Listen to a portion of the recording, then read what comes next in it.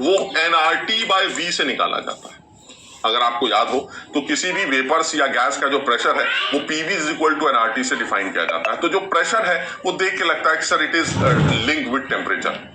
Sir वो temperature के साथ लिंक है, इसमें कोई दो राय नहीं है। तो यानी कहने का मतलब ये हुआ कि जब टेम्परेचर बढ़ेगा तो गैस का प्रेशर भी बढ़ेगा। तो इसका मतलब ये हुआ कि आप अगर किसी वेपर प्रेशर की बात कर रहे हैं तो वो टेम्परेचर के साथ इसलिए डायरेक्टली प्रोपोर्शनल है कि अगर किसी लिक्विड का टेम्परेचर बढ़ाओगे तो उसका वेपर्स का प्रेशर भी बढ़ जाएगा। लेकिन अगर टेम्परेचर कांस्टेंट है तो ऐसे में वेपर को चाहे लिक्विड कम हो, ज्यादा हो, बर्तन छोटा हो, बर्तन मोटा हो, मुझे कोई फर्क नहीं पड़ता। If the temperature is constant the vapour pressure of the liquid remains. लेकिन ये टेम्परेचर के ऊपर डिपेंड क्यों कर रहा है?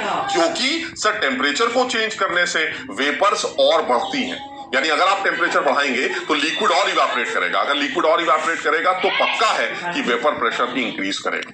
और वैसे भी साफ समझ में आता है क्योंकि Kp टेम्परेचर डिपेंडेंट है, इसलिए वेपर प्रेशर भी टेम्परेचर डिपेंडेंट है। अभी हमारी क्या बात हुई थी कि जब लिक्विड और वेपर इक्विलिब्रियम में आ जाते हैं, जब लिक्विड और वेपर इक्विलिब्रियम में हो तो उस टाइम पर जो Kp है वो वेपर्स के प्रेशर के बराबर होता है, जिसको आप वेपर प्रेशर कहते हैं। This is vapour pressure.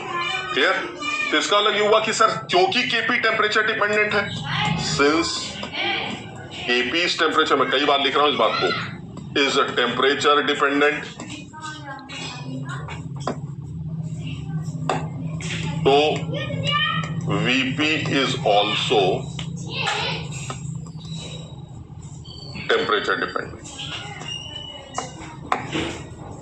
Clear है? तो इसका वेपर प्रेशर भी टेम्परेचर डिपेंडेंट माना गया। बिल्कुल सही। और उसका एक एक्सप्लेनेशन तो ये है ही कि सर टेम्परेचर चेंज करोगे तो वेपर का प्रेशर चेंज होगा ही होगा। ठीक। अच्छा, एक एक्सप्लेनेशन, हालांकि मैं इस बारे में बात करूंगा। Pressure is link with temperature, बिल्कुल सही है। On increasing the temperature, on increasing the temperature vapour pressure increases. चलिए ठीक है, बहुत बढ़िया। यानी अगर आपने टेम्परेचर बढ़ाया तो आपका वेपर प्रेशर बढ़ेगा।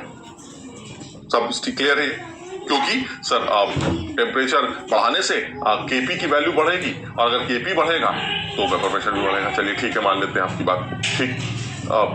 दूसरी बात क्या है? दूसरी बात ये कि सर इससे तो ये पता चल रहा है कि अगर हम टेम्परेचर को दुगना कर दें तो इसका मतलब वेपर प्रेशर भी दुगना हो जाएगा। अब देखो इस बारे में बात नहीं करेंगे क्योंकि अभी हम इस चीज को लेकर भी डिस्कशन करते हैं।